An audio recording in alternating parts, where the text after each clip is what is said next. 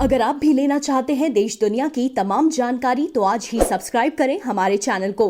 साथ ही नीचे दिए बेल आइकन को जरूर दबाएं ताकि हर अपडेट आप तक पहुंच सके।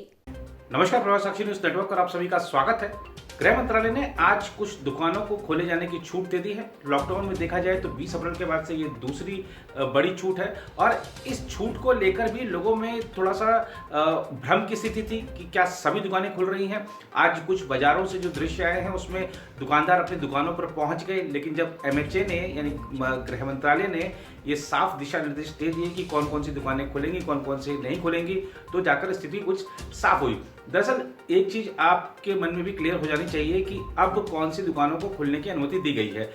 जो पहले अभी दुकानें आप देख रहे थे ग्रोसरी की या मेडिकल शॉप्स थी, वो सब खुली हुई थी, वो पहले की तरह खुली रहेंगी, लेकिन जो सोशल डिस्टेंसिंग के नियम थे उनको आपको पालन करना होगा। और अब खासतौर पर ग्रामीण क्षेत्रों में ज़्यादा ढील दी गई है, वहाँ पर सभी दुकानें खुल सकती हैं।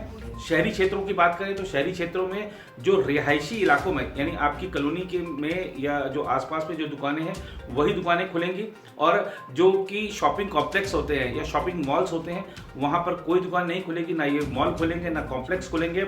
और ई-कॉमर्स कंपनियों को जो ग्रोसरी या जो और अन्य सामान है, चाहे जरूरी हो या गैर जरूरी के लिए भी कुछ वस्तुएं लिखित हैं इस दिशा निर्देश में, तो ये जो वस्तुएं हैं ई-कॉमर्स कंपनियां आप तक पहुंचा सकेंगी। आप ऐप के जरिए इनको खरीद सकते हैं और जब भी आपका जो भी डिलीवरी स्लॉट होगा उसमें आपको ये सामान पहुंचाया जाएगा। और अगर हम बात करें शराब की बिक्री को लेकर भी कई जगहों से इस तरीके की खबरें आई कि उसके लिए भी अनुमति दे दी गई है, तो शराब की बिक्री पर प्रतिबंध जारी रहेगा, ऐसा गृह मंत्रालय का निर्देश साफ साफ कहता है। और जो बीड़ी गुटखा वगैरह ये जो इन उत्पादों की बिक्री थी इस पर भी पूरी तरह से प्रतिबंध जारी रहेगा। दिशा निर्देश में ये चीज साफ कर दी गई है। और अगर हम बात करें जो अन्य सेवाओं की, तो अन्य सेवाएं जैसे कि पहले कहा गया था कि चाहे वो प्लम्बर हो, इलेक्ट्रीशियन हो, ये सबको काम करने की अनुमति है, लेकिन खासतौर पर हम जब किसी के यहाँ जाते हैं तो मास्क पहना अनिवार्य है और जो सोशल डिस्टेंसिंग है उसको बनाए रखना होगा। ये सब चीज़ें एक बार फिर से साफ कर दी गई हैं। जो कुल मिलाकर अगर हम इस दिशा निर्देश को देखें तो 3 चीज़ें साफ हैं। ग्रामीण क्षेत्रों में सभी तरह की दुकानें खुल रही हैं, शहरी क्षेत्रों में ऐसा नहीं है कि सभी दुकानें खुल गई हैं, आपका जो इलाके का पूरा बाजार ही खुल गया है, ऐसा नहीं है। कई जगहों में राज्यों ने ऐसा जरूर कर रखा है कि कुछ क्षेत्रों में 2 घंटे की ढील देते हैं, वो वहाँ पर सब दुकानें खुल जाती ताकि लोग अपनी ज़रूरत का सामान ले सकें। तो ऐसा आप अपने शहर में, आपके इलाके में, चाहे वो जिलाधिकारी की तरफ से हो, प्रशासन की तरफ से क्या छूटें दी गई हैं, उसके लिए आप अपने प्रशासन से संपर्क कर सकते हैं। वहाँ के जो भी सूचना तंत्र हैं उनके जरिए जानकारी हासिल कर सकते हैं। और अगर हम इसके अलावा बात करें जो अन्य राजनीति हो रही है, तो कांग्रेस आज फिर से मोदी सरकार पर हमलावर है और योगी जो आदित्यनाथ है उत्तर प्रदेश के मुख्यमंत्री, उनके ऊपर हमलावर है। कांग्रेस ने सीधा सीधा हमला बोला है मोदी सरकार पर और बोला है कि आपने महंगाई भत्ते में वृद्धि नहीं करने का जो निर्णय लिया है केंद्रीय कर्मचारियों का, वो बहुत गलत कदम है। ऐसे समय में, ऐसे कठिन समय में हम कांग्रेस के लोग केंद्रीय कर्मचारियों के साथ खड़े रहेंगे। जो डॉक्टर मनमोहन सिंह हैं, पूर्व प्रधानमंत्री, वो कांग्रेस के एक जो ग्रुप बनाए गए हैं कई इस मामलों पे, खासतौर पे कोविड-19 से जब देश लड़ रहा है तो इस दौरान कांग्रेस क्या सहयोग कर सकती है और सरकार के कामों पे नजर रख सकती है, उसके लिए कुछ ग्रुप बनाए हैं, कुछ समूह बनाए कांग्रेस ने। तो उसमें मनमोहन सिंह भी एक समूह के अध्यक्ष हैं। इस समूह की वीडियो कॉन्फ्रेंसिंग के माध्यम से बैठक हुई। मनमोहन सिंह ने कहा कि सरकार को ये निर्णय नहीं लेना चाहिए था, सरकार इस निर्णय को बदले, क्योंकि केंद्रीय कर्मचारियों का हौसला बढ़ाए रखने की जरूरत है। वो इस समय लगातार काम कर रहे हैं और कांग्रेस कार्यकर्ताओं से उन्होंने कहा है कि वो केंद्रीय कर्मचारियों के साथ खड़े रहें, इस मुश्किल समय में खड़े रहें। इसके अलावा हम राहुल गांधी की बात करते हैं। राहुल गांधी ने भी इस फैसले की आलोचना की है। कुछ लोग सुप्रीम कोर्ट भी पहुंचे हैं, खासतौर पर जो बताया जा रहा है कि जो सेना से जुड़े पूर्व सैनिक हैं वो लोग पहुंचे हैं कि जो केंद्रीय कर्मचारियों का महंगाई भत्ता नहीं बढ़ाने का निर्णय लिया है उसके खिलाफ सरकार को आदेश दें कि ये निर्णय वापस ले। सरकार के ऊपर आरोप लगा रही है कांग्रेस की वो सेंट्रल विस्टा के लिए जो कि बड़ी परियोजना है उसमें तो हजारों करोड़ रुपए रखे हुए हैं, उसमें पैसा खर्च कर रही है, लेकिन मध्यम वर्ग से पैसा जुटाकर और गरीबों को नहीं बांटा जा रहा है। तो केंद्र को कांग्रेस ने सलाह दी है कि आप सेंट्रल विस्टा पर पैसा ना खर्च करके वो पैसा इस समय जनता को राहत पहुंचाने में लगाएं, जनता को राहत पहुंचाने में प्रदान करें। लेकिन देखना होगा कि सरकार इस पर क्या जवाब देती है। एक चीज साफ है कि सरकार ने अभी पिछले कुछ दिनों में अगर हम देखें, लॉकडाउन का 1 महीना हो गया है, इस पूरे 1 महीने के अंदर सरकार ने अपने खर्चों में जबरदस्त कटौती की है। हर विभाग, हर मंत्रालय, हर जगह कटौती की गई है और वो पैसा सारा का सारा सिर्फ इस समय यही प्राथमिकता है कि जो स्वास्थ्य क्षेत्र पर खर्च हो। लेकिन कांग्रेस को शायद ये दिख नहीं रहा है या वो समझ नहीं रही है।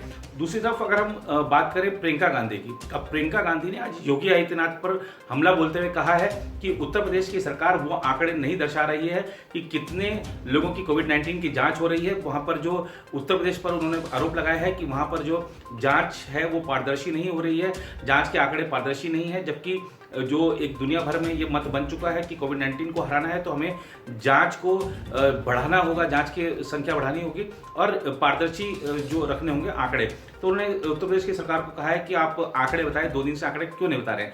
लेकिन प्रियंका गांधी को शायद ये नहीं दिख रहा है कि उत्तर प्रदेश की सरकार, ऐसा हम नहीं कह रहे हैं, ऐसा पूरे आप कह सकते हैं कि सभी जो मुख्यमंत्री इस समय, सभी मुख्यमंत्री अथक मेहनत कर रहे हैं। लेकिन एक चीज जो उभर कर आ रही है कि योगी आदित्यनाथ शायद सबसे आगे हैं मुख्यमंत्रियों में, जिन्होंने ताबड़तोड़ कदम उठाए हैं एक्शन में। पूरे 1 महीना का हम देखें तो 1 महीने का आप उनके हर रोज के आप कदमों को उठा के देखेंगे तो उत्तर प्रदेश में इतनी बड़ी आबादी है, जहाँ पर देश की अगर हम देखें देश का सबसे बड़ा राज्य है, सबसे बड़ी आबादी उत्तर प्रदेश में रहती है, वहाँ पे कोई वो समृद्ध राज्य नहीं है, उसके बावजूद कितने कदम उठाए गए हैं। चाहे वो गरीबों को, मनरेगा श्रमिकों को राहत देने की बात हो, उनको आर्थिक सहायता देने की बात हो, चाहे जो छात्र फंसे हैं वहाँ पे बाहर प्रवासी श्रमिक फंसे हैं उनको लाने की बात हो, भोजन मुहैया कराने की बात हो, केंद्रीय सरकार की तरफ से जो स्कीमें प्रदान की गई हैं उन स्कीमों के तहत जनता को राहत पहुंचाने की बात हो, और लॉकडाउन के नियमों का सख्ती से पालन कराने की बात हो। कोविड-19 के जो संक्रमण के मामले हैं, आप देखिए कई जिले ऐसे हैं उत्तर प्रदेश के जहाँ पर एक भी मामला नहीं है। कुछ जिलों में जहाँ पर स्थिति शुरू में बिगड़ी थी वहाँ पर अब कंट्रोल में है। खासतौर पर मैं गौतम बुद्ध नगर का जिक्र करना चाहूँगा, जहाँ पर जो ठीक होने वालों की संख्या है वो ज्यादा है, संक्रमितों की संख्या कम है। तो ऐसे बहुत सारे जिले हैं और ताबड़तोड़ एक्शन लिए हैं, काम किए हैं उत्तर प्रदेश के मुख्यमंत्री योगी आदित्यनाथ ने। और अभी हमने देखा था कि किस तरह से जब स्वास्थ्य मंत्रियों की, राज्यों के स्वास्थ्य मंत्रियों की बैठक हुई केंद्रीय स्वास्थ्य मंत्री डॉक्टर हर्षवर्धन के साथ, तो खुद डॉक्टर हर्षवर्धन ने कहा कि उत्तर प्रदेश में लॉकडाउन के नियमों का सख्ती से पालन कराएगा और अच्छा काम वहां पर हो रहा है। तो ये चीजें हम खाली ट्वीट कर दें, अपने ड्राइंग रूम में बैठे बैठे ट्वीट करना बहुत आसान है, लेकिन आप फील्ड में जाकर काम करेंगे वो बहुत कठिन है। और जब तक हम फील्ड में नहीं जाएंगे, जब तक हम क्षेत्र में नहीं जाएंगे, जब तक हमारे को रियल फीडबैक नहीं मिलेगा, जब तक हम सिर्फ अपने कार्यकर्ताओं पर निर्भर रहेंगे, हमारे पास रियल फीडबैक नहीं आएगा, हम जनता के लिए जो कार्य किए जा रहे हैं उनसे सही तरीके से अवगत नहीं हो सकते। तो ट्वीट कर देना बहुत आसान है, काम कर पाना बहुत कठिन है। शायद उत्तर प्रदेश में अभी जो राजनीति चल रही है, कांग्रेस की जो आरोप लग रहे हैं बीजेपी पर, या बीजेपी की नेतृत्व में जो सरकार चल रही है वो जो काम करके दिखा रही है, इसमें यही एक अंतर है कि जो ट्वीट जो कुछ लोग कर रहे हैं और कुछ लोग काम कर रहे हैं। शायद ये देखने वाली बात होगी। एक निष्पक्ष मीडिया के तहत भी हम ये आकलन कर सकते हैं कि उत्तर प्रदेश में क्या हो रहा है, उत्तर प्रदेश में क्या दिख रहा है। आप देख सकते हैं कि अन्य राज्यों में भले ही बॉर्डर एक जिले से दूसरे जिले में आप जा सकते हैं, लेकिन उत्तर प्रदेश में आप जाकर दिखाइए बहुत ज़्यादा सख्ती है, बहुत ज़्यादा प्रशासन सख्त है, नियमों का सख्ती से पालन कराया जा रहा है।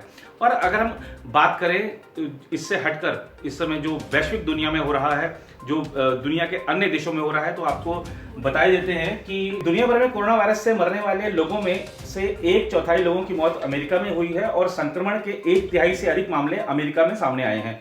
ताजा आंकड़ों से यह जानकारी मिली। नवंबर में चीन के वुहान शहर से शुरू हुई कोरोना वायरस वैश्विक महामारी से अभी तक दुनिया भर में 1,95,000 लोगों की मौत हो चुकी है और 27 लाख से अधिक लोग संक्रमित हैं। जॉन्स हॉपकिंस विश्वविद्यालय के अनुसार अमेरिका इस संक्रामक रोग से सबसे अधिक प्रभावित हुआ है। देश में 9.2 लाख लोग संक्रमित पाए गए हैं और शुक्रवार तक मरने वाले लोगों की संख्या 51,000 पर पहुंच गई। इस बीच ट्रंप प्रशासन के एक शीर्ष स्वास्थ्य अधिकारी ने कहा है कि घातक कोरोना वायरस का उपचार खोजने के लिए 72 चिकित्सकीय परीक्षण किए जा रहे हैं और 211 परीक्षण योजना के चरण में हैं। फूड एंड ड्रग एडमिनिस्ट्रेशन के आयुक्त स्टीफन एम हॉर्न ने व्हाइट हाउस में एक संवाददाता सम्मेलन में कहा कि कोरोना वायरस की दवा और टीका खोजने का काम चालू है और एफटीआई ने टीके संबंधी परीक्षणों के लिए 2 कंपनियों को अधिकृत किया है। इस बीच अगर हम भारत की बात करें तो भारत में कोविड-19 से संक्रमण के मामले बढ़कर 24,506 हो गए हैं। 775 लोगों की अब तक मृत्यु हो चुकी है। राहत भरी बात यह है कि 5,000 लोग अब तक ठीक होकर अपने घर जा चुके हैं और ये हमारे डॉक्टरों की, हमारे स्वास्थ्य कर्मियों की मेहनत का ही प्रतिफल है कि ये लोग स्वस्थ हो सके। इसके अलावा अगर हम बात करें तो पिछले 24 घंटे में जो 52 मौतें हुई हैं उससे जरूर प्रशासन की, सरकार की चिंता बढ़ी है और उपाय किए जा रहे हैं। लोगों को धैर्य संयम बनाकर रखना होगा। फिलहाल अंत में हम एक बार फिर से दोहरा देना चाहते हैं कि सभी हॉटस्पॉट इलाकों पर प्रतिबंध पहले की तरह जारी है, कोई छूट नहीं है। जो दुकानें खुलने की बात है वो सिर्फ उन इलाकों में है। ग्रामीण इलाकों में सभी तरह की दुकानें खुल रही हैं। आपके शहरी क्षेत्र में, आपके जो रिहायशी इलाके में जो दुकानें हैं वो दुकानें खुल रही हैं। मॉल्स बंद हैं, शॉपिंग कॉम्प्लेक्स बंद हैं। फिलहाल इस अपडेट में इतना ही। बाकी देश दुनिया की खबरों के लिए आप बने रहें प्रभा साक्षी के साथ।